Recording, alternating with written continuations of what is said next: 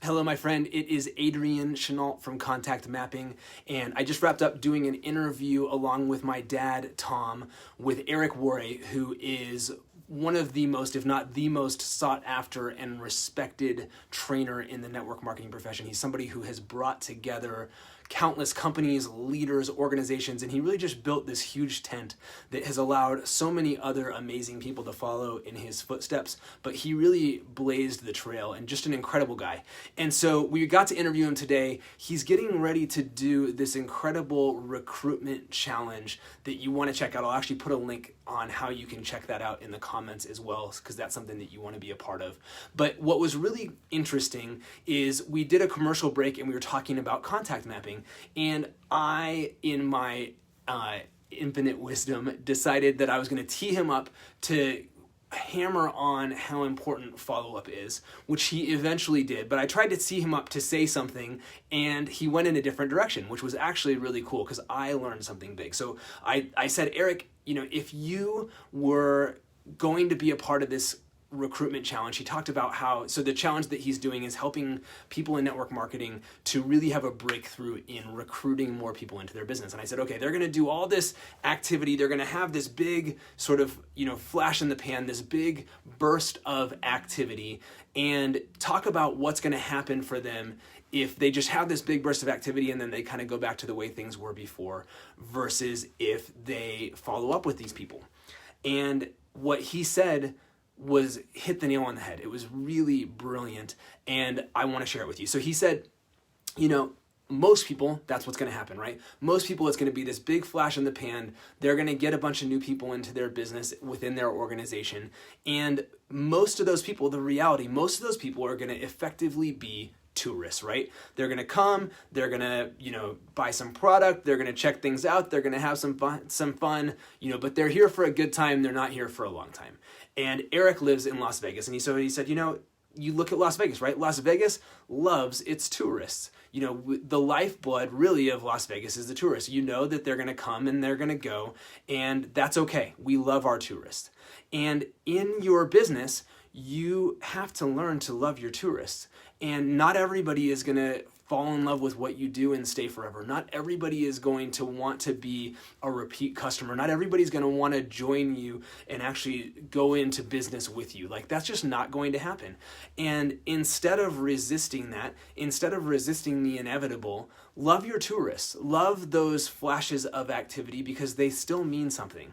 But we started talking about that if you can maintain your conversation, if you can keep the conversation going, if you can keep those tourists effectively around the campfire for long enough, some of those tourists are eventually going to become the greatest ambassadors and the greatest advocates for your business. So think about Las Vegas, right? Maybe you go for the first time ever, you go for a bachelor party or a bachelorette party, and you go, oh man, this place is really fun. I want to go back someday. And then it's, many years before you make it back.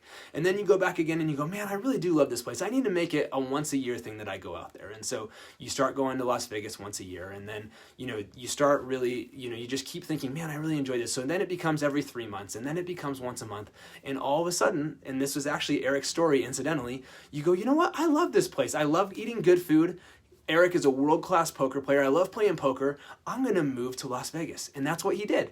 And now he is an incredibly connected member of the community in Las Vegas. He is a contributor to that economy. He's an ambassador for what Las Vegas is about. And it's really cool. But think about that analogy in your business. There are people who are going to start off and they're going to maybe say that they want to be a big part of what you're doing, but then that's not going to happen. They're going to, be there for a little bit, and then they're going to kind of disappear for a while. And instead of resenting them for doing that, or worse, making them wrong for doing that, like, getting pissed off at them or giving them a talking to about it or whatever, instead of doing that, what if you just love them where they are, but keep the conversation going? What would happen? Well, what's going to happen is that they're going to remember why they loved you in the first place. They're going to remember why they loved whatever it is that you have to offer in the first place.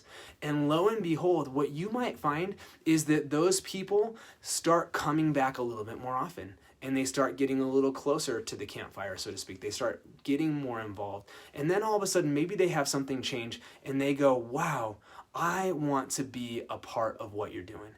I want to get more involved. But if you don't keep the conversation going, you're going to miss out on those people. And in my experience, many of those people, because they may not be ready right when they're not ready in your timing, they're not doing it at the speed that you wanted them to, but when they decide it's ready for them, when they decide their timing is right for them, they are unstoppable. And that happens through keeping the conversation going. So I want to challenge you to think about how you can keep that conversation going with more of your customers, maybe more of the ones that are spotty, and start seeing what happens. And I want to encourage you that contact mapping can help you to do that, because contact mapping is going to help you to remember that person's story. It's going to help you to remember the thing that they mentioned to you 6 months ago, the last time they kind of came around and showed up for something, and it's going to allow you to welcome them back and say, hey, it's been a while. Last time we talked, I think it was like 6 months ago or so, and you mentioned this, how's that all going?